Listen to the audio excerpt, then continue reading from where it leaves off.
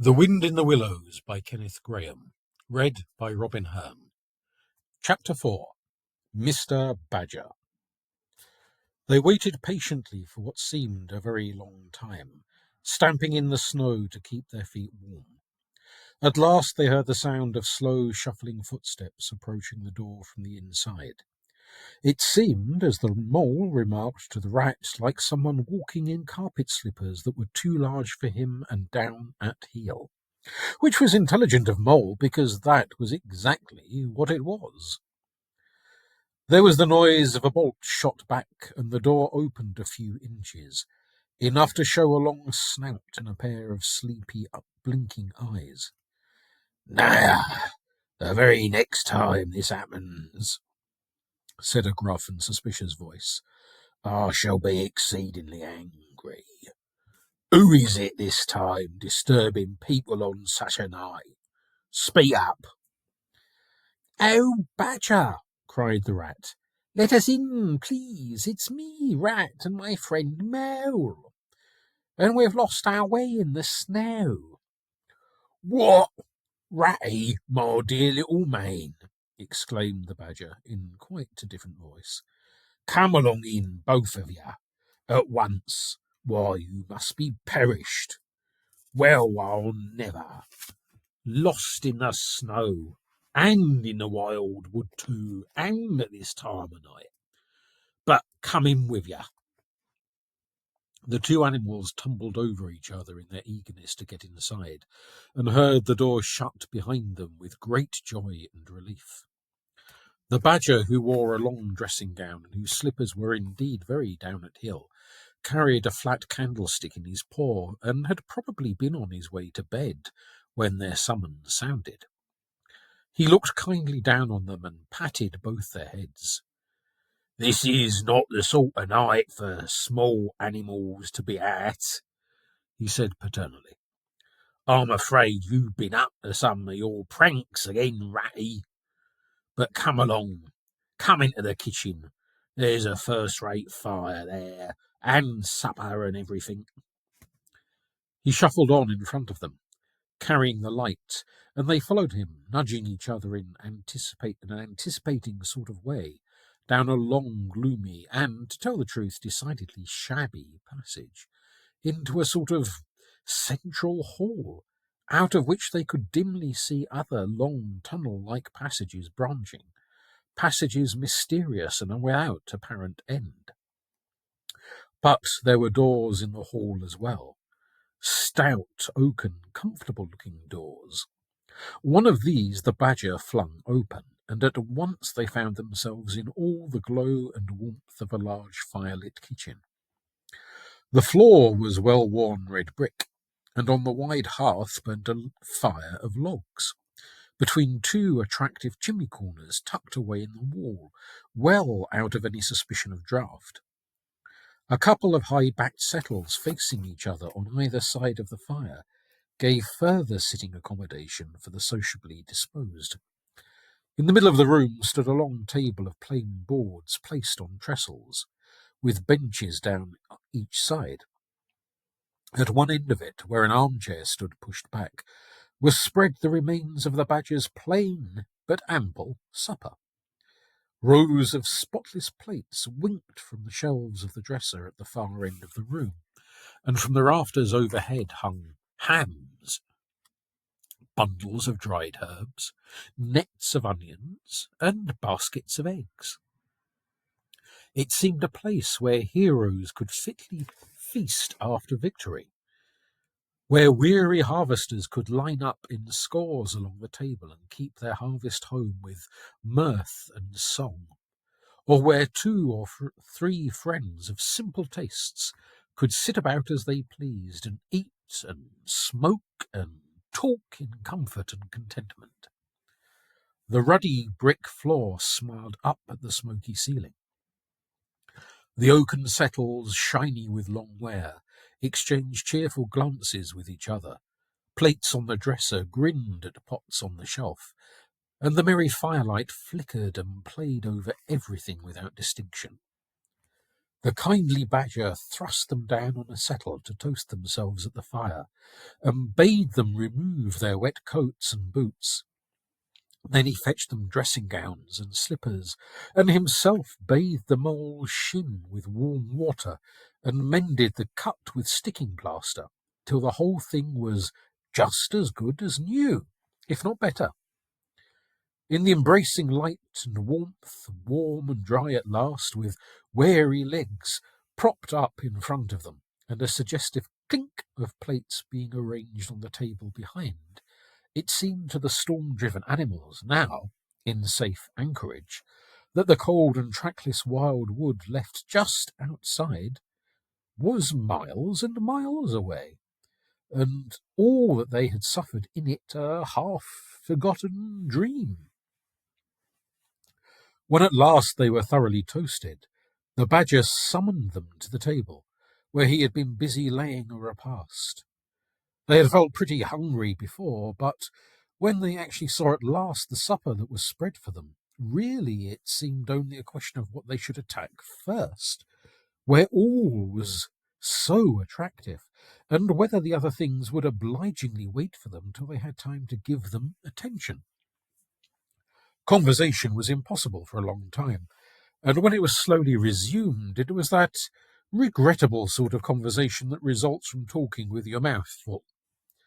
The badger did not mind that sort of thing at all, nor did he take any notice of elbows on tables, or everybody speaking at once. As he did not go into society himself, he had got an idea that these things belonged to the things that didn't really matter. We know, of course, that he was wrong and took too narrow a view, because they do matter very much, though it would take too long to explain why.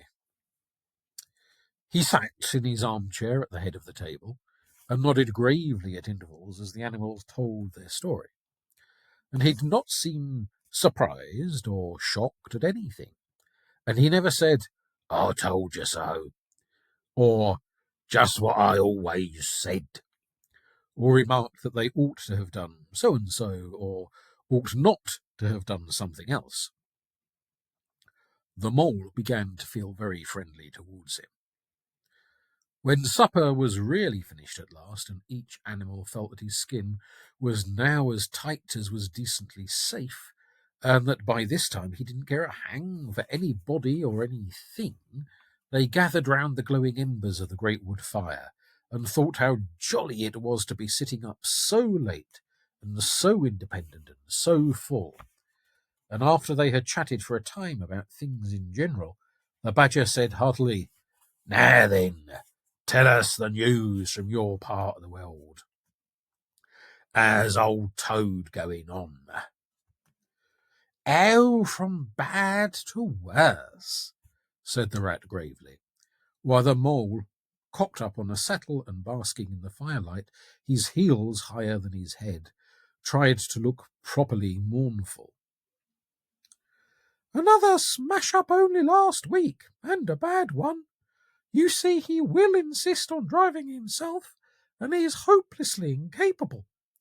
If he'd only employ a decent, steady, well-trained animal, pay him good wages, and leave everything to him, he'd get on all right. But no, he's convinced he's a heaven-born driver, and nobody can teach him anything, and all the rest follows." "How many has he had?" inquired the badger gloomily. "Smashes or machines?" asked the rat. "Oh, well, after all, it's the same thing with Toad. This is the seventh. As for the others, you know that coach house of his? Well, it's piled up, literally piled up to the roof, with fragments of motor cars, none of them bigger than your hat. That accounts for the other 6, so far as they can be accounted for." "He's been in hospital 3 times, put in the mole. "And as for the fines he's had to pay, It's simply awful to think of." "Yes, and that's part of the trouble," continued the rat. "Toad's rich, we all know, but he's not a millionaire, and he's a hopelessly bad driver, and quite regardless of law and order. Killed or ruined, it's got to be one of the two things sooner or later. Badger, we're his friends. Oughtn't we to do something?" The Badger went through a bit of hard thinking. "Now, look here," he said at last, rather severely. "Of course, you know I can't do anything now." His two friends assented, quite understanding his point. No animal, according to the rules of animal etiquette, is ever expected to do anything strenuous or heroic or even moderately active during the off-season of winter. All are sleepy, some actually asleep. All are weather-bound, more or less, and all are resting from arduous days and nights, during which every muscle in them has been severely tested, and every energy kept at full stretch. "Very well, then," continued the Badger.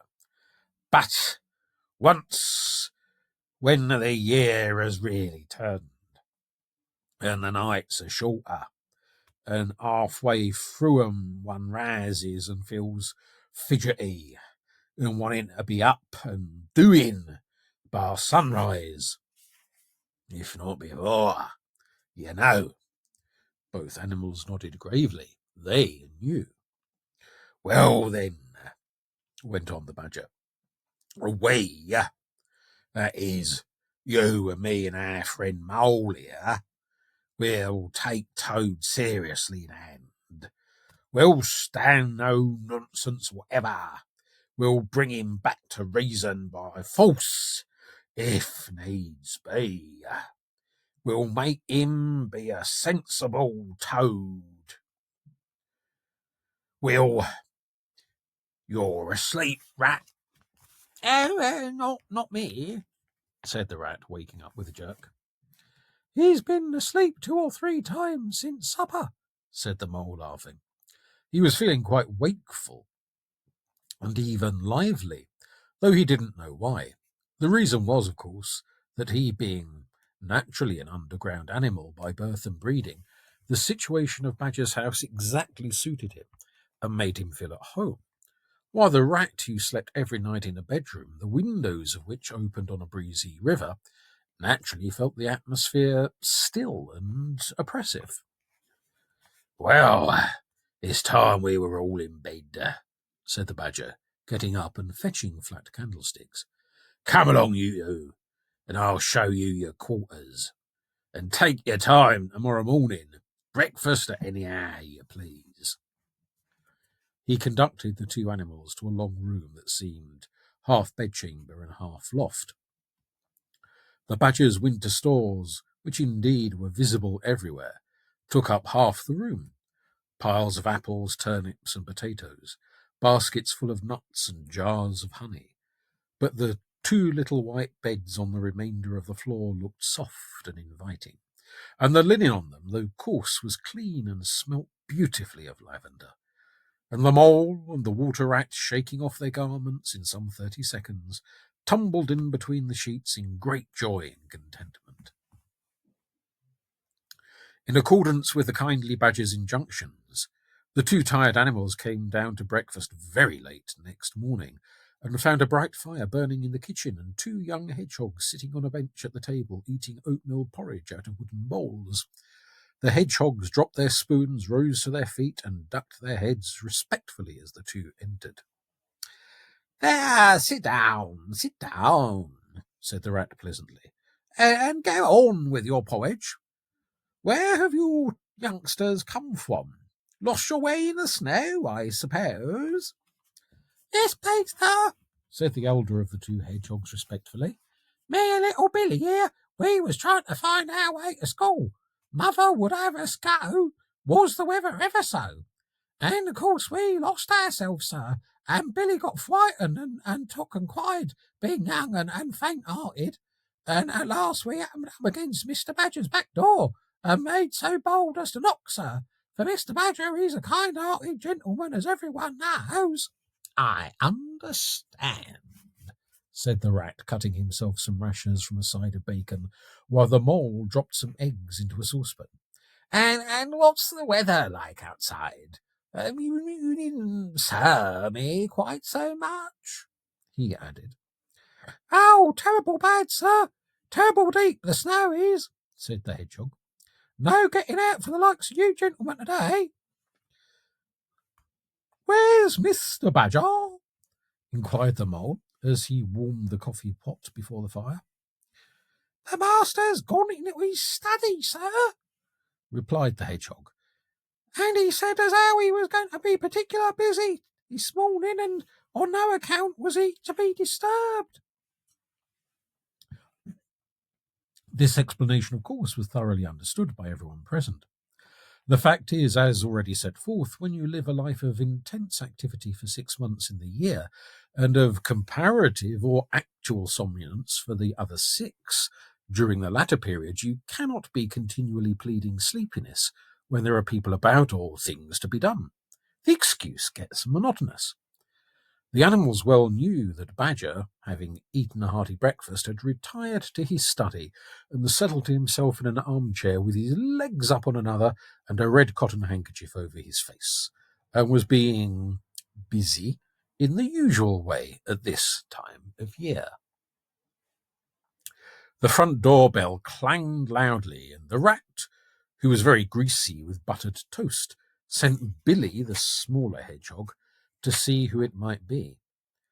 There was a sound of much stamping in the hall, and presently Billy returned in front of the otter, who threw himself on the rat with an embrace and a shout of affectionate greeting. "Get off!" spluttered the rat with his mouth full. "I thought I should find you here, all right," said the otter cheerfully. "They were all in a great state of alarm along River Bank when I arrived this morning. Rat never been home all night, nor Mole either. Something dreadful must have happened, they said, and the snow had covered up all your tracks, of course. But I knew that when people were in any fix, they mostly went to Badger, or else Badger got to know of it somehow, so I came straight off here, through the wild wood and the snow. My, it was a fine coming through the snow as the red sun was rising and showing against the black tree trunks. As you went along the stillness, every now and then masses of snow slid off the branches suddenly with a flop, making you jump and run for cover. Snow castles and snow caverns had sprung up out of nowhere in the night. The snow bridges, terraces, ramparts, I could have stayed and played with them for hours. Here and there, great branches had been torn away by the sheer weight of the snow, and robins perched and hopped on them in their perky, conceited way, just as if they had done it themselves. A ragged string of wild geese passed overhead, high in the grey sky, and a few rooks whirled over the trees, inspected and flapped off homewards with a disgusted expression. But I met no sensible being to ask the news of. About halfway across, I came on a rabbit, sitting on a stump, cleaning his silly face with his paws. He was a pretty scared animal when I crept up behind him and placed a heavy forepaw on his shoulder. I had to cuff his head once or twice to get any sense out of him at all. At last I managed to extract from him that Mole had been seen in the wild wood last night by one of them. It was the talk of the burrows, he said, how Mole, Mr. Rat's particular friend, was in a bad fix, how he'd lost his way. And they were up and out hunting and were chivvying him round and round. "And why didn't any of you do something?" I asked. "You may be blessed with brains, but there are hundreds and hundreds of you, big stout fellows as fat as butter, and your burrows running in all directions. and you could have taken him in and made him safe and comfortable, or tried to at all events. But, us, he merely said, 'Do something, us rabbits,' so I cuffed him again and left him. There was nothing else to be done. At any rate, I'd learned something, and if I'd had the luck to meet any of them, I'd have learned something more. Well, they would." "Weren't you at all nervous?" asked the mole, some of yesterday's terror coming back to him at the mention of the wild wood. "Nervous?" The otter showed a set of gleaming, strong white teeth as he laughed. "I'd give 'em nerves if any of them tried anything on with me. Here, Mole, fry me some slices of ham, like the good little chap you are. I'm frightfully hungry, and I've got any amount to say to Ratty here. I haven't seen him for an age." So the good-natured mole, having cut some slices of ham, set the hedgehogs to fry it, and returned to his own breakfast, while the otter and the rat, their heads together, eagerly talked river shop, which is long shop and talk that is endlessly running on, like the babbling river itself. A plate of fried ham had just been cleared and sent back for more, when the badger entered, yawning and rubbing his eyes, and greeted them all in his quiet, simple way, with kind inquiries for everyone. "It must be getting on for luncheon time," he remarked to the otter. "Better stop and have it with us. You must be hungry this cold morning."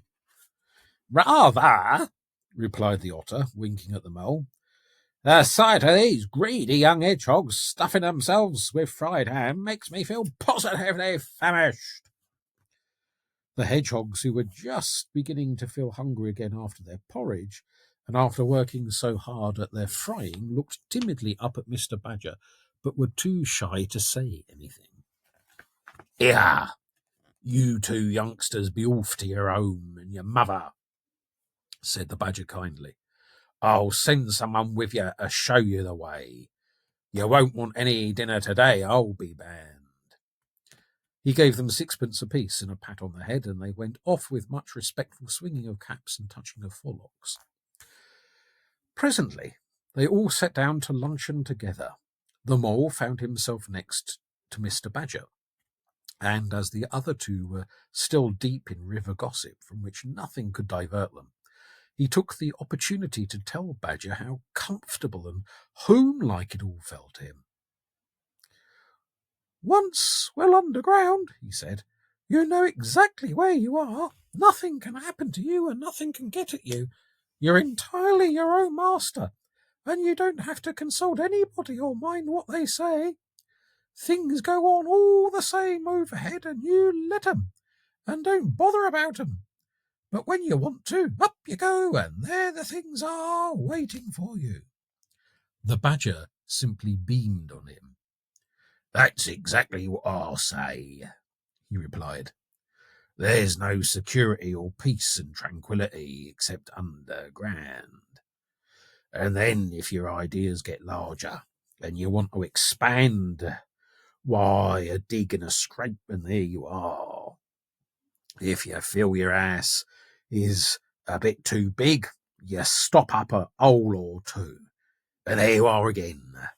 No builders, no tradesmen, no remarks passed on you by fellers looking over your wall, and above all, no weather.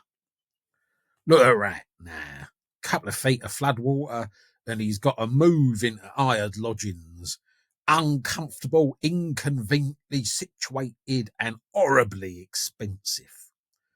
Take Toad. I'll say nothing against Toad all, quite the best ass in these parts, as a ass. But supposing a fire breaks out, where's Toad? Supposing tiles are blown off, or walls sink or crack, or windows gets broken, where's Toad? Supposing the rooms are draughty, I hate a draught myself, where's Toad? Nah, up and out of doors is good enough to roam about and get one's living in, but underground to come to at last That's my idea of home. The mole assented heartily, and the badger in consequence got very friendly with him. When lunch is over, he said, I'll take you all round this little place of mine. I can see you'll appreciate it. You understand what domestic architecture ought to be. You do. After luncheon, accordingly, when the other two had settled themselves into the chimney corner and had started a heated argument on the subject of eels, the badger lighted a lantern and bade them all follow him. Crossing the hall, they passed down one of the principal tunnels, and the wavering light of the lantern gave glimpses on either side of rooms both large and small, some mere cupboards, others nearly as broad and imposing as Toad's dining room. A narrow passage at right angles led them into another corridor, and here the same thing was repeated. The mole was staggered at the size, the extent, the ramifications of it all, at the length of the dim passages, the solid vaultings of the crammed store chambers, the masonry everywhere, the pillars, the arches, the pavements. "How on earth, Badger," he said at last, "did you ever find the time and strength to do all this? It's astonishing." "It would be astonishing indeed," said the badger simply, "if I had done it.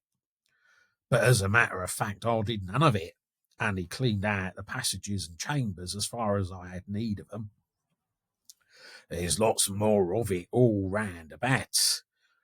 I see you don't understand, and I must explain it to you.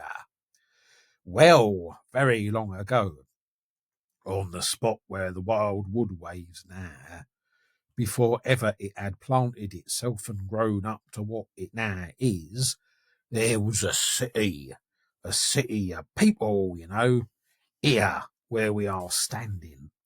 They lived and walked and talked and slept and carried on their business. Here they stabled their horses and feasted, and from here they rode out to fight or drove out to trade. They were a powerful people and rich and great builders. They built to last, for they thought their city would last forever." "But what became of them all?" asked the mole. "Who can tell?" said the badger. "People come, they stay for a while, they flourish, they build, and they go. It is their way. But we remain.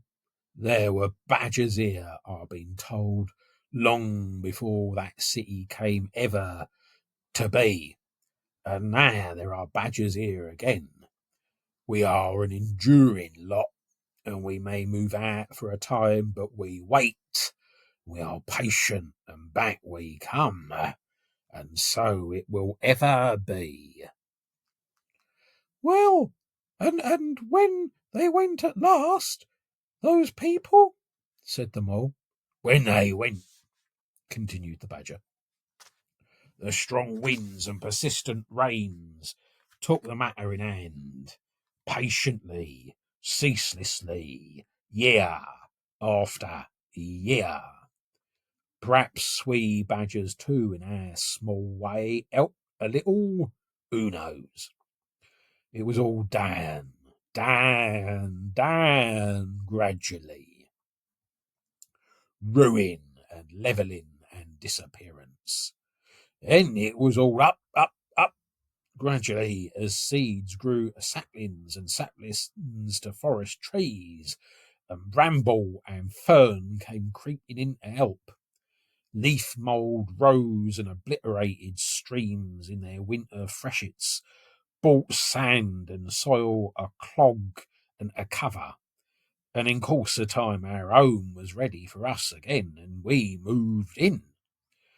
Up above us on the surface, the same thing happened.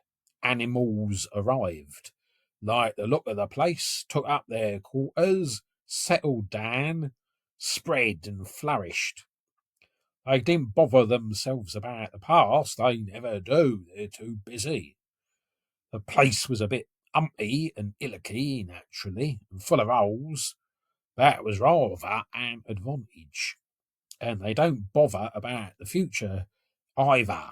A future when people, perhaps the people will move in again for a time, as may very well be. The wild wood is pretty well populated by now, with the usual lot, good, bad, and indifferent. I'll name no names. Takes all sorts to make the world, but I fancy you know something about 'em yourself by this time. I do indeed, said the mole, with a slight shiver. Well, well, said the badger, patting him on the shoulder. It was your first experience of 'em, you see. They're not so bad, really, and we must all live and let's live. But I'll pass the word round tomorrow, and I think you'll have no further trouble. Any friend of mine walks where he likes in this country, or I'll know the reason why. When they got back to the kitchen again, they found the rat walking up and down very restlessly. The underground atmosphere was oppressing him and getting on his nerves, and he seemed really to be afraid that the river would run away if he wasn't there to look after it. So he had had his overcoat on and his pistols thrust into his belt again. Come along now, he said anxiously as soon as he caught sight of them. We must get off whilst it's daylight. Don't want to spend another night in the wild wood again. I'll be all right, my fine fellow, said the otter. I'm coming along with you, and I know every path blindfold. And if there's a head that needs to be punched, you can confidently rely on me to punch it. You really needn't fret, Ratty, added the badger placidly. My passages run further than you think, and I've bolt holes to the edge of the woods in several directions, though I don't care for everybody to know about some. When you really have to go, you shall leave by one of my short cuts. Meantime, make yourself easy and sit down again. The rat was nevertheless still anxious to be off and attend to his river, so the badger, taking up his lantern again, led the way along a damp, airless tunnel that wound and dipped, part vaulted, part hewn through solid rock, for a weary distance that seemed to be miles. At last daylight began to show itself confusedly through tangled growths overhanging the mouth of the passage, and the badger, bidding them a hasty goodbye, pushed them hurriedly through the opening, made everything look as natural as possible again with creepers, brushwood, and dead leaves, and retreated. They found themselves standing on the very edge of the wild wood, rocks and brambles and tree roots behind them, confusedly heaped and tangled. In front, a great space of quiet fields, hemmed by lines of hedges, black on the snow. And, far ahead, a glint of the familiar old river, while the wintry sun hung red and low on the horizon. The otter, as knowing all the paths, took charge of the party, and they trailed out on a bee-line for a distant stile. Pausing there a moment and looking back, they saw the whole mass of the wild wood, dense, menacing, compact, grimly set in vast white surroundings. Simultaneously they turned and made swiftly for home, for firelight and the familiar things it played on, for the voice sounding cheerily outside their window of the river that they knew and trusted in all its moods, that never made them afraid with any amazement. As he hurried along, eagerly anticipating the moment when he would be at home again among the things he knew and liked, the mole saw clearly that he was an animal of tilled field and hedgerow, linked to the ploughed furrow, the frequented pasture, the lane of evening lingerings, the cultivated garden plot. For others, the asperities, the stubborn endurance, or the clash of actual conflict that went with nature in the rough. He must be wise, must keep to the pleasant places in which his lines were laid, and which held adventure enough, in their way, to last for a lifetime.